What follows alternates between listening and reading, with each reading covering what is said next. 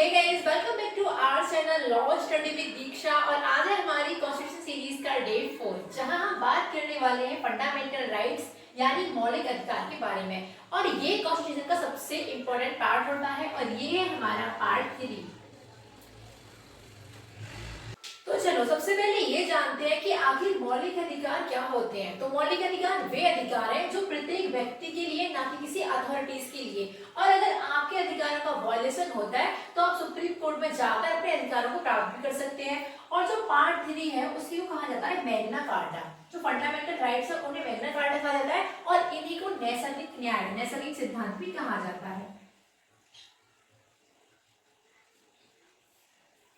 तो देखो, जो हमारे कॉन्स्टिट्यूशन का पार्ट 3 है उसमें आर्टिकल 12 से आर्टिकल 35 तक आर्टिकलों की बात की गई है और ये बहुत ज्यादा इंपॉर्टेंट है। तो सबसे पहले बात करें आर्टिकल 12 की, तो आर्टिकल 12 में बात की गई है राज्य की। राज्य की परिभाषा के बारे में बताया गया है, जहां राज्य के अंतर्गत भारत सरकार, संसद, प्रत्येक राज्य सरकार और विधानमंडल प्राधिकरण शामिल है। तो वहां आर्टिकल 12 में राज्य के बारे में बताया गया है। फिर आता है हमारा आर्टिकल 13। तो आर्टिकल 13 जो है, अगर अब ये एग्जाम में क्वेश्चन है तो न्यायिक पुनरावलोकन का जो आधार है वो हमारा आर्टिकल 13 है। तो ये बहुत ज्यादा इंपॉर्टेंट हो जाता है। अब जो आर्टिकल 13 का क्लोज 1 है उसमें बात की गई है पूर्व संवैधानिक कानून की।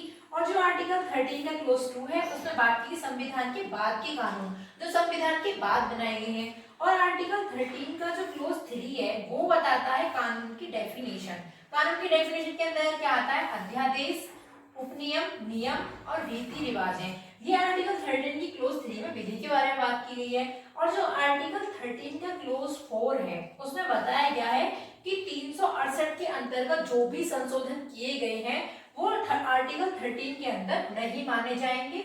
बेशक आप संशोधन निर्णय कर सकते हैं। इनका अगर साधारण सा मतलब देखें तो आर्टिकल 13 ये कहता है कि चाहे वो संविधान के पहले बने कानून है या संविधान के बाद में बनाए गए कानून है, लेकिन वो आर्टिकल 13 के अंतर्गत अमान्य माने जाएंगे अगर वो आपके अधिकारों का उल्लंघन करते हो। तो इस वीडियो में हमने एक्सप्लेनेशन किया आर्टिकल 12 और आर्टिकल 13 का। अब से नेक्स्ट में हम जानेंगे आर्टिकल 14 से आर्टिकल 20 तक, क्योंकि वो वीडियो बहुत ज्यादा लॉन्ग हो जाएगा। तो इसलिए नेक्स्ट वीडियो में आप ये देख सकते हैं।